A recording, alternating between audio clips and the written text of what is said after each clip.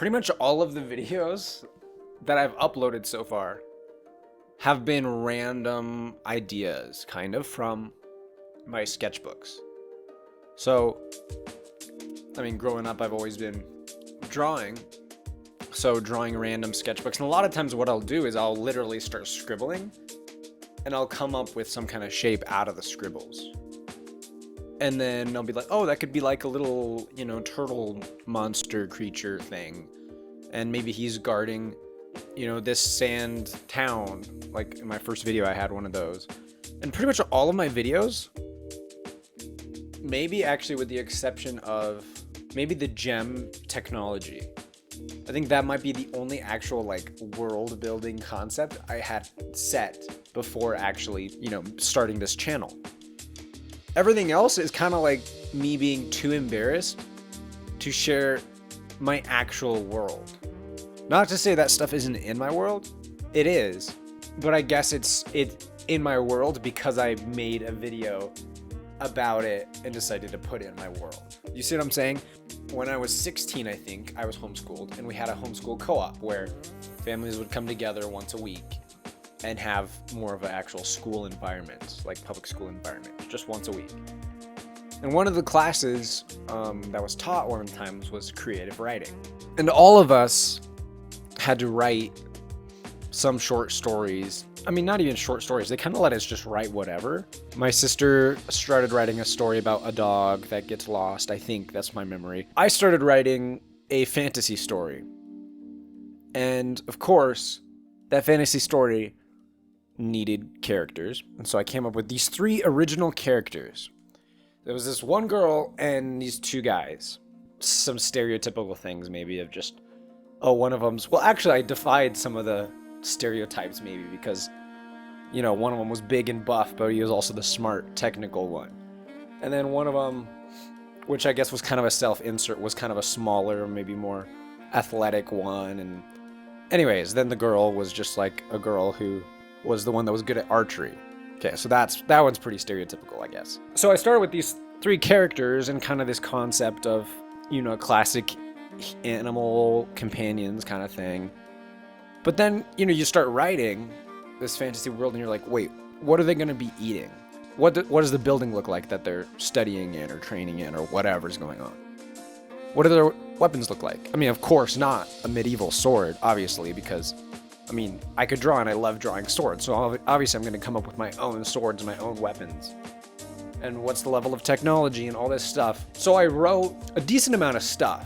Wrote outlines, wrote chapters. I probably got 6 chapters, and then I would go back and rewrite those 6 chapters and stuff. So, but quickly it went away from actually writing and more towards just building this world so then I could later write, which I think some people would probably call a world builder's trap or something like that. That's something I've heard, where I started putting off writing so I could write, almost like doing research, I guess. World building, I guess, is kind of research that you make up in some ways, maybe. That's kind of what I was doing. I was getting bogged down by coming up with the ideas to write about, but then I would never write about those ideas because then I would start going down another trail of other ideas that got sparked by that other idea, and on and on. I started my channel, this channel, years later. Okay, I started this channel, I guess, probably when I was 21. I started writing that stuff in world building when I was 16, roughly. So it's been an on and off thing. Kind of like my main hobby over those years has been just drawing around and stuff and then adding that to, the canon and exploring some different things and writing different things and actually doing a lot of revision of characters and of places and stuff. So I've been fiddling with this world for that long. And you would think, okay, well now he started the channel and then he's sort of kind of exploring it and sharing it with people. But then this world building aspect really started being the thing I mostly enjoyed. I do enjoy writing, and I did enjoy writing. But the world building was also just very appealing because I liked drawing and because I liked all these different things. Star Wars, Lord of the Rings, and so many various games and movies.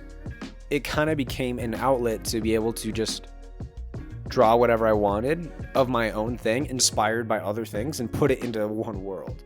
And that's kind of what my world had become and has become, is kind of a melting pot of ideas where I can just throw in whatever I want and I could just make it make sense, or it doesn't even have to make sense, maybe. And so I think because of that, there became a lot of insecurity about the world I've been building. Kind of like not wanting to present it until some things make sense, more or less. Which, I mean, I can tell now is not ever gonna happen. If I wait until I'm done with stuff or I'm happy with certain aspects of it and I feel good enough to share it, then it'll never get shared because I'm never gonna feel good enough about it to share the stuff. I'm just kind of sick of being vague and ambiguous about it, like not actually tying anything in. It's almost like I'm in the early stages just throwing out ideas when that's not actually the case. I have plenty of ideas. I have plenty of like different arcs of characters and different world events and all this different stuff and politics and all these things. And I just haven't shared it. I've shared these little random splotches that weren't even things that I've come up with all these years. They're like random sketches that I made just for the videos, just so I could hide behind those and kind of be like, oh, look at me creating this stuff and I'm sharing my process. No, I haven't shared any of my process. Maybe the process of creating new ideas, but not the process of actually building the world and showing you the world. It's kind of scary, but I'm going to show you my world. I'm going to finally, I guess, take down that barrier and actually bring you along for the process, which is the tagline in my channel description is bringing you along for the ride. And so far, I haven't been bringing you along for the ride. Sorry about that. I'm going to be doing better. I'm going to be opening. This is actually really scary. Like, I've been keeping almost a secret for like since I was 16. I'm 24 now. So that's like 8 years that I've been keeping this secret in and kind of hinting at things to people. And, oh, yeah, I'm drawing this thing. It's just a character. Oh, just for fun. Oh, just silly me, just drawing these silly ideas for fun. When actually it's like this thing I've been building and building and building. And that's not to say it's really that detailed and that epic yet, or grand, or that it even makes sense a lot of the time. Because again, I've gone over ideas again and again. As I've aged, it's like, you know, my characters started out being 16, those 3 main characters. And then I, you know, was 19, and then they're 19, and then I was 22, and then maybe they were 22 or whatever. And not as like in the story they progress, like the start of my story, I kept changing. And so it's kind of that with my whole world, where I grew up more and I'm like, that idea seems kind of cheesy. Or worse, oh, that idea was done by someone else. I thought I came up with that, but apparently not. Apparently that was a thing I just had never read or watched. I realized recently that even some of my closest friends hardly know anything about my world. And the other day, I think it was my mom, I was talking to her about how I'm bad at drawing humans. I don't think I draw humans very well because they're very difficult to draw. And she was like, well, it's a good thing that you don't have any human characters in your world. And I was just like, kind of sitting there like, yeah. And it just kind of made me sad because I would say probably the majority of the characters in my world are human. It's just I haven't shared any of them with anybody. I've just shared the random like alien looking like abstract creatures I come up with and the people and stuff. And while those are, I think, decent, like, I mean, those guys right there, that's not the majority of my main central characters in some of the big storylines I've outlined and written part of. So, like, those 3 main characters are not these guys or not anything else that I've drawn. They're just humans. That was another thing that made me realize maybe I should just get over myself and stop being a perfectionist about this stuff. Maybe I'd have more fun making these videos if I'm actually sharing my stuff, sharing my world, and not holding this tight to the chest and not just keeping this a secret. Because it doesn't really feel good. It feels kind of weird. I don't know how to explain it. It really does feel bizarre talking to you about this. And I'm about to like show you some stuff and that feels so weird. So here goes. Time to jump in and stop being afraid of my ideas being too childish or not doing them justice or whatever. Let's just hop in. So the name of my world, I'm sick of calling it my world. Like, oh yeah, the world I'm building. So the name of my world is Ekra. So that's what I'll refer to it as. And actually, that's not quite the word. Well, anyway, okay, I don't want to get caught in the weeds here. But it's not quite the world, it's the continent so far. Maybe it does become the world. We'll see. And that's another thing I'm going to say just right now, going forward. I reserve the right to retcon and change stuff. So in order to get over my fear of not being done with a thing and, you know, being concerned if it doesn't make sense or not, I'm just going to throw ideas out there and start building them. And I reserve the right to just delete or change or whatever. So that's just going to happen. And that's, I think, the only way I can actually share this stuff with you is if I allow myself to just change stuff. I don't want to be like constantly revising it. So keep me accountable on that. If you see me constantly revising stuff unnecessarily, then call me out in the comments. Just be like, bro, like just move on to other ideas. Let's like get through this part and let's go to some other cool stuff. And like, feel free to call me out on that because it is a tendency I have. So time to be even more vulnerable. So let's switch over to the computer and I'm going to show you the map of Ekra as it stands now. So here it is, the map as it is right now. Now I forget when I actually made the digital version of this, but as far as just like creating it, I made it around the time when I started making this world. So around when I was 16.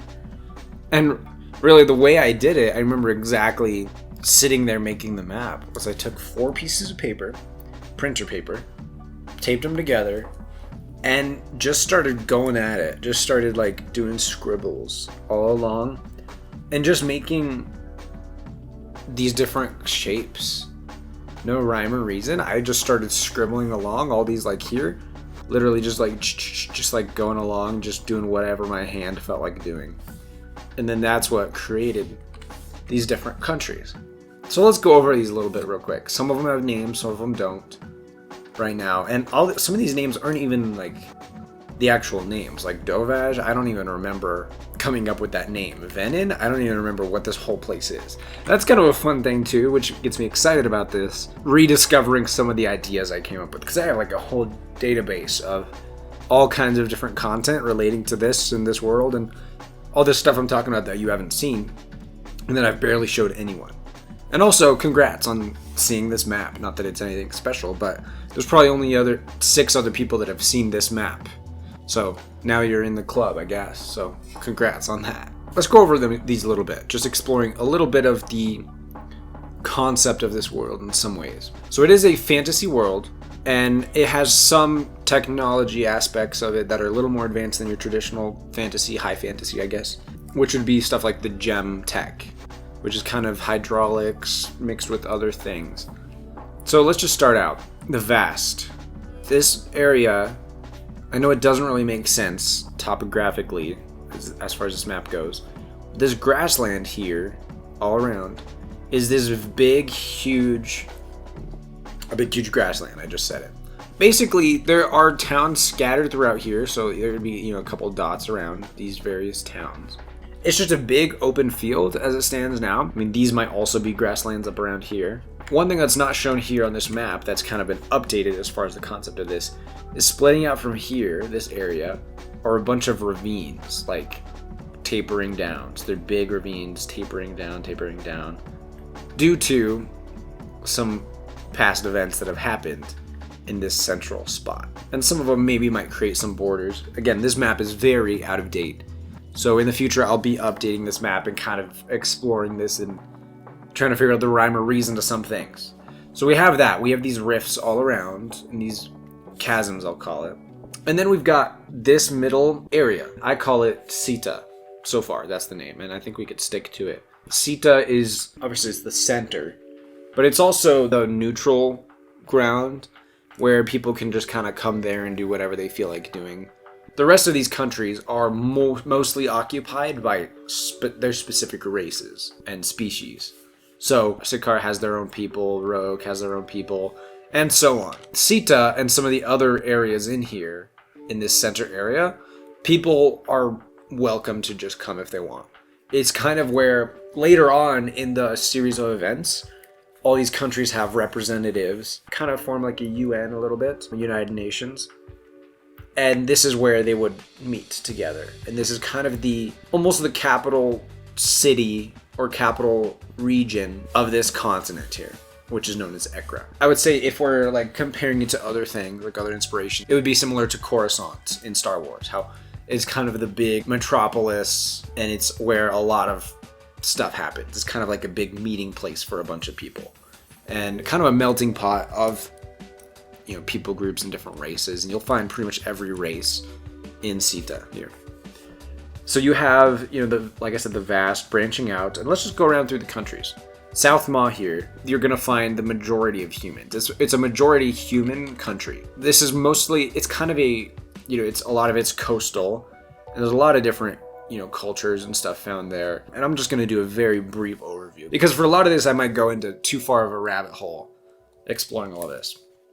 So these are the humans. This is where they're found mostly, and a lot of them are in Sita as well. Sometimes when you're making fantasy stuff, it's hard not to fall into tropes and, I guess, broad generalizations. So it's hard to say like, oh yeah, the elves are aloof, all of them, and the dwarves are all get drunk or whatever. But in general, the humans aren't as exclusive as some of the other races found in Ekra. So they are predominantly found here, but they can be found all over the place. They're very much exploratory, and they like going all over the place. There's a big human population in the Dune Rifts as well. And they just kind of go wherever they're welcome. In some places they're not welcome as much. Like Sikaar would be a good example. Let's just go through these. I don't want to get too sidetracked. The Dune Rifts. Now the Dune Rifts is probably the place I've explored the most in my videos so far. That's where the red people I've talked about come from. I still haven't come up with a name for them. But Beak, Mask, and Joff's storyline is currently taking place in the Dune Rifts, and that's where several of my videos, the series of huge monsters found there. So this is the country that's found in. And again, there is, I guess, similar to the chasms found in the vast grasslands here. The Dune Rifts has a lot of, basically it's called the Dune Rifts because it also has that feature of kind of being splintered and the cracks that go down to who knows how deep. And it's occupied, there's the certain section that is kind of a bowl of these massive colossal monsters that I have explored in some of those videos. And so they're kind of contained within by this border, this natural border. So kind of the rest of the continent right here is more flat, and then it just dips down at a certain point and sinks down into the Dune Rifts, which is where you find those huge colossal monsters, and why they don't always come up and invade into the rest of Ekra all the time. Even though it does happen sometimes. Sometimes they can explore and get out. Moving on, we have Sift. And Sift is not, like I said, these are not concrete things. It's kind of more of a placeholder. So this is where the mysterious people, the Sifters, are found. Now the Sifters, you could probably guess, are called that because they are all shapeshifters. So this is like a secret island that pretty much no one goes to except for these Sifters. And they pretty much stick to themselves there, actually. There's a few that do come out. And I have a few of my main characters that are supposedly human and seem human, but they are actually Sifters. And as they get older in childhood, they gain this ability to shapeshift. Pretty much whatever they want, as long as it's roughly their same mass. Biological stuff too. It doesn't become prop hunt over there or anything. They don't transform into objects, other people and animals, as long as it's roughly their body mass. Like a small little thing couldn't turn into this huge thing unless, I don't know, some other factors are at play, because I'm just realizing that there are some characters that do gain that ability. Most people are afraid of going here. And I mean, obviously, to even get there, you have to go through the Dune Rifts, which is scary in and of itself. You would have to go through here. And not many people are going to do that, and it's a long journey. So it's like out of the way, and there's all these crazy stories about it from people that have been there. So people generally don't go there. Okay, so this place, I don't even know how to pronounce that, and that's kind of all the race names in the different groups, this is the one I've struggled with the most. So this one's the most subject to change. In a lot of ways, it has a lot of centers of learning. It's this race that, in general, their race and their culture is known for valuing scholarly pursuits over most things. So they have the most, universities and citadels and these different centers of learning.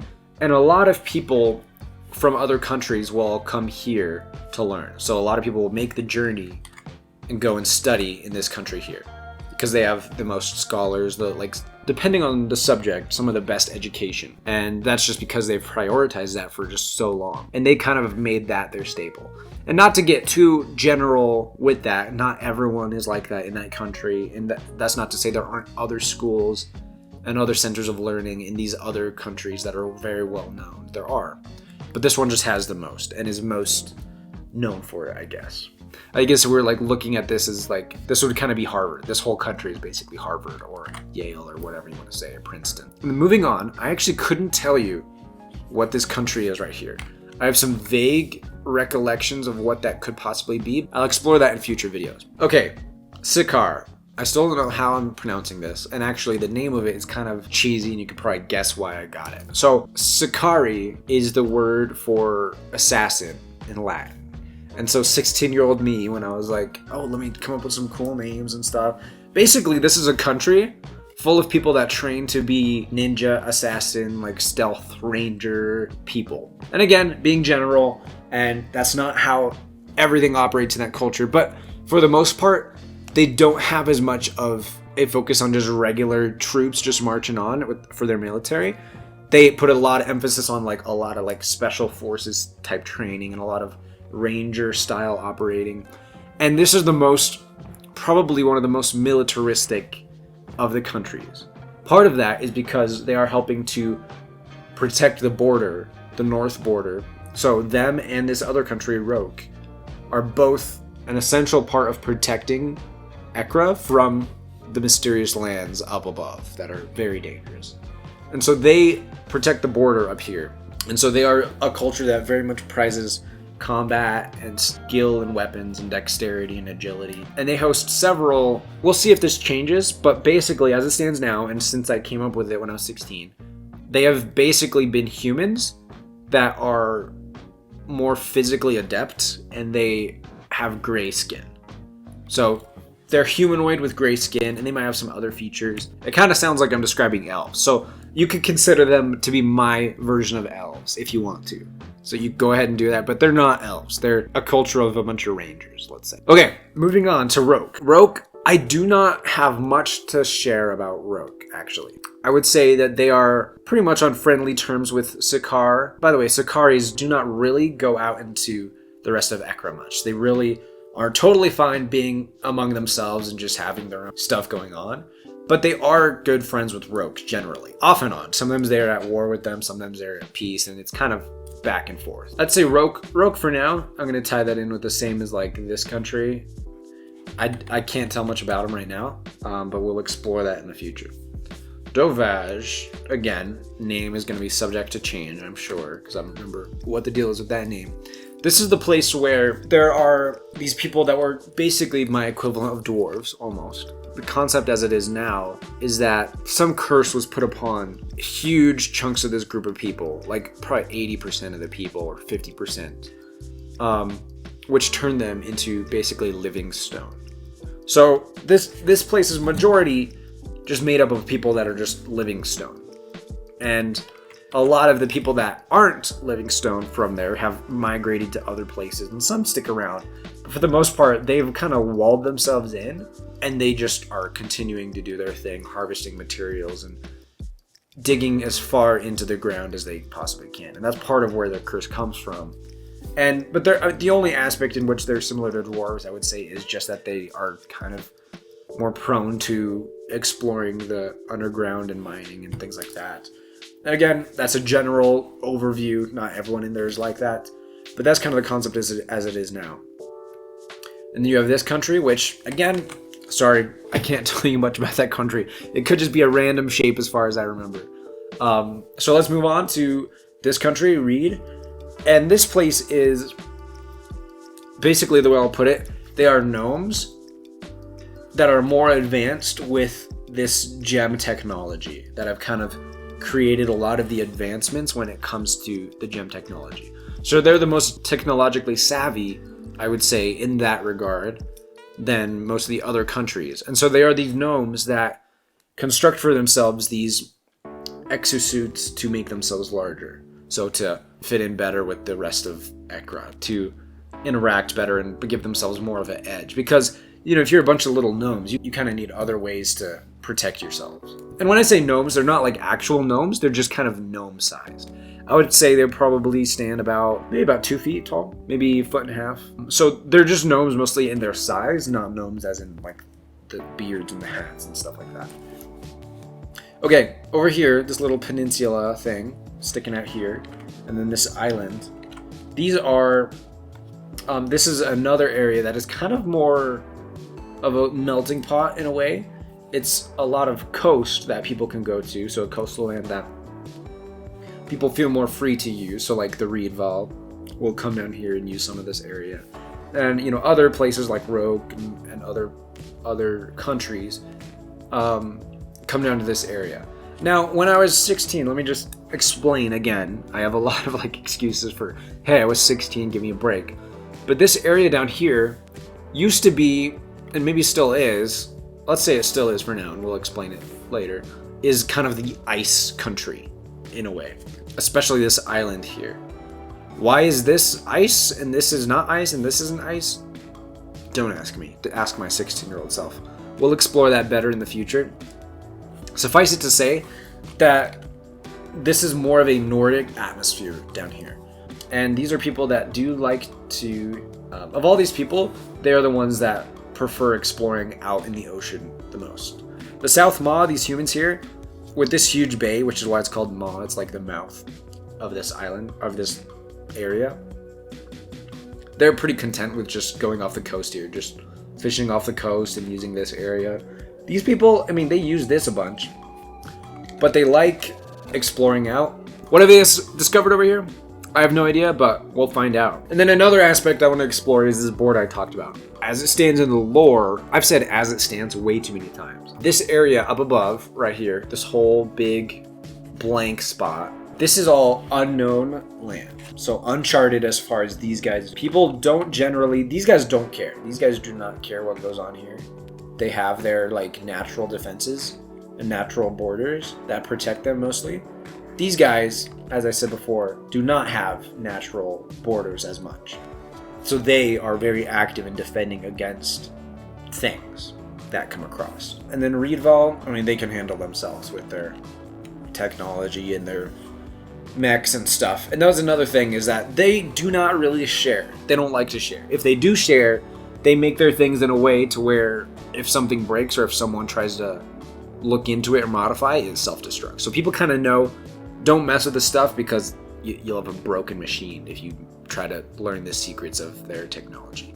So they keep it pretty close to the chest and they allow people to use it. They sell it to people, but they don't allow people to figure out how it works, generally. There's some that they allow, but as far as especially their mech suits, they keep that a very close secret. Because, I mean, if that's their biggest strength against these other countries, their biggest defenses, then if people figure out how to exploit that, they're pretty much done for. Here you have your classic floating island, and I'm not exactly sure what goes on with that. These little dagger things, or some forests here. And this map was not very well done. Like, there's no way you could tell that that's a forest. I mean, there's nothing that would indicate that. But that's what that is. So as far as my three main characters that I have in my main story, just to go over that a little bit, they come from here, here, and here. So you have Ekra, you have this place, and there's not a centralized government that helps guarantee that everyone is, accountable to all these different things, all these countries, behave themselves. It's kind of a free-for-all here in Ekra. Like I said, Sakaar and Rogue up here in the north, they kind of have their friends sometimes, and then they'll be enemies. And other countries have constant feuds and conflicts, and there's all this stuff that happens. And so the original idea of the story was some people kind of get sick of this, and they kind of want more of a central government, more of a United Nations, as it were. And so, in Sita, they start trying to establish this continent-wide government. And they start trying to figure out how to make it work, how to give people independence, but also have structure and all these things. This group of people over here decide to create and establish kind of a neutral police force, I guess you could say. And yes, this is, if it's sounding like Jedi, that is definitely what the inspiration comes from. So they try to create basically a peace corps, a peace force that can be kind of a neutral authority in Ekra. And so they come up with this thing where it'll make this video too long to go in depth with these certain technologies and stuff. But basically they find a way to create these amplified or enhanced soldiers. And they figure out this way to train them up in certain ways, and they decide to do this trial run and recruit these. I think I have 10 people, maybe it is 9 or 10 people, which are like these kids about 19 or 20 years old. And they recruit them for whoever will bring them. Most places are pretty sensitive to having their people be test subjects, but The humans in general don't really care that much. The humans are like, yeah, I mean, go do whatever you want. Whereas some of these other countries, like Sikar, for example, they're going to say, heck no, you're not going to experiment on our people, so don't even try. They get them, and they get them through this program, and they try to get this thing to work. And they create this program of super soldiers, let's just say, for simplicity's sake. I know that's the Marvel term, but let's just call them super soldiers for right now. They create them, bring them to Sita, and offer to... And by the way, these 3 characters from these 3 countries that I mentioned are 3 of the 9 or 10 that join this group, this experimental group of this neutral police force. So they come to Sita, present everyone with the idea of it, and pretty much people agree, and they start establishing this group of super soldiers as a thing that they're okay with having. But some people aren't okay that they're trained and raised up by this country over here, kind of the, you know, elite scholars, and they're kind of suspicious about what they do. So basically what happens is a power escalation from some of the countries. You have some other people groups and some other cultures and some other societies that are like, well, I don't really feel like they can say that they have a neutral police force that's here to help everyone, is here to just be the peacekeepers and the mediators. So they're like, well, we're going to have our own police force and our own neutral party. So just so your neutral party doesn't overpower us, we're going to have another neutral party. So basically everyone decides they need, not everyone, but all these different societies, and decide that they can't allow the scholars to just have their little pets that are, you know, these heightened, enhanced soldiers. So that's kind of what we're going off of right now. And there's a lot more that goes into it. There's a lot more of just like little details, and I haven't explained like what makes those soldiers more enhanced and the powers that they get given and the abilities they have, and then the rivalries and the political factions and stuff. I think that suffices it for introducing and kind of breaking through the first layer of me being nervous to share my world. So this is Ekra so far, and I'm excited to keep sharing it with you and actually stop keeping secrets and actually share the process and grow in my creation of this. So thank you for subscribing. I'm glad you're here, and I'm gonna try to have fun with this channel and try to just enjoy making videos again. So thanks for watching. See you next time.